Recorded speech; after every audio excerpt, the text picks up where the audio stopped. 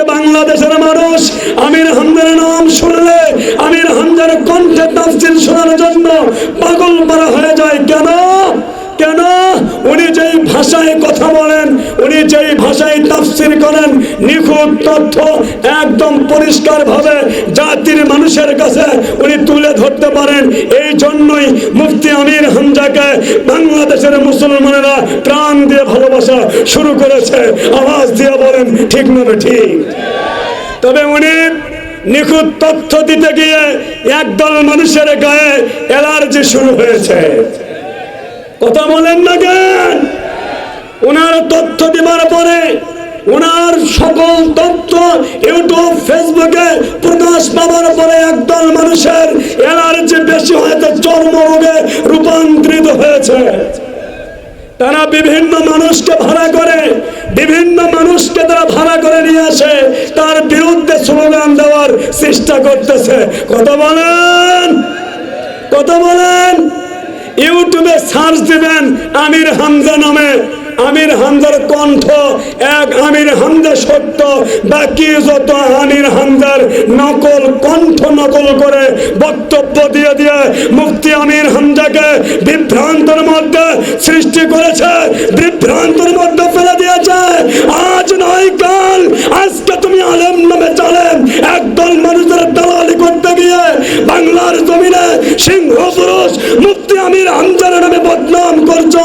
তোমারও জিহ্বা আল্লাহ যেই দিন ধরবে টেনে হিসড়ে জিহ্বা ছিঁড়ে ফেলবে। কথা বলো, কথা বলো, ঠিক না ঠিক? নিজেরাও সত্য বলবা না, সত্য যারা বলে তাদেরকেও বলতে দিবা না।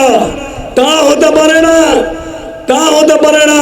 প্রিয় এলাকাবাসী, আপনাদেরকে জানতে হবে নবী মুহাম্মদুর রাসূলুল্লাহ সাল্লাল্লাহু আলাইহি সাল্লাম মক্কায় যখন কোরআনের, মক্কায় যখন নামাজের দাওয়াত দিতেন, পর্দার দাওয়াত দিতেন, কাফের বেঈমানগুলো তার কথা শুনেছে, মেনে নিয়েছে।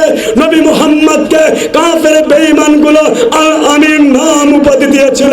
কথা বলেন, কথা বলেন, ঠিক না ঠিক? শত্রু হলো কখন? শত্রু হলো কখন? পর্দার ওয়াজ ছেড়ে, নামাজের ওয়াজ ছেড়ে যখনই বলল নাযালনা আলাইকাল কিতাবা তিবয়ানাল লিকুল্লি শাই, রান্নাঘর থেকে শুরু করে সংসদ ভবন পর্যন্ত কোরআনের আইন বাস্তবায়ন করা লাগবে, কোরআন দিয়ে রাষ্ট্র পরিচালনা করা লাগবে, কোরআন দিয়ে সমাজ পরিচালনা করা লাগবে। নবীকে তখনই কাফের বেঈমানগুলো পাগল বলা শুরু করেছিল। কথা বলো, কথা বলো, ঠিক না ঠিক? মুফতি আমির হামজা জেলে যাবার আগে, মুফতি আমির হামজা জেলে যাবার আগে এদেশের মানুষ এক হয়েছিল। মুফতি আমির হামজা 5 আগস্টের আগে সিংহ পুরুষ ছিল। মুফতি আমির হামজাকে যখন একটি দল যখন একটি আসনে ঘোষণা করেছে সমাজ পরিবর্তনের জন্য, কোরআন দ্বারা রাষ্ট্র পরিচালনা করার জন্য, তখনই মুফতি আমির হামজা একদল মানুষের কাছে পাগলের রূপান্তরিত তৈরি করেছে।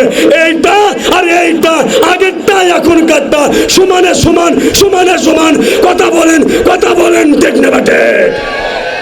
আমরা আছি আলেমের পক্ষে। আল্লাহ যেন কবুল করে, বলেন আমিন। আরো জোরে বলেন আমিন। বাবাইটুনা এই মাদ্রাসা জিন্দা হোক। এই মাদ্রাসা থেকে ইসলামী ছাত্র তৈরি হয়ে দেশ ও জাতির সেবা করবে, এটা আমরা চাই কি চাই না? প্রিয় মুসলমান ভাইয়েরা আমার, তাহলে আসুন আর এদিক সেদিকে যাব না। এই মাদ্রাসা লইয়া আপনার সামনে মাত্র 2 মিনিট কথা বলবো। নবীজি আমার বললেন এই মাদ্রাসার জন্য আপনাকে কে করা লাগবে? এই মাদ্রাসার জন্য আপনারা করণীয় কি? ওরা মুসলমান যুবক ভাইয়েরা আমার, এই মুহূর্তে যদি লিল্লাহি তাকবীর, লিল্লাহি তাকবীর, প্রধান বক্তার আগমন, মুফতি আমির হামজার আগমন, লিল্লাহি তাকবীর, আল্লাহু আকবার, লিল্লাহি তাকবীর, আল্লাহু আকবার, লিল্লাহি তাকবীর, আল্লাহু আকবার। গাবতলীবাসীর পক্ষ থেকে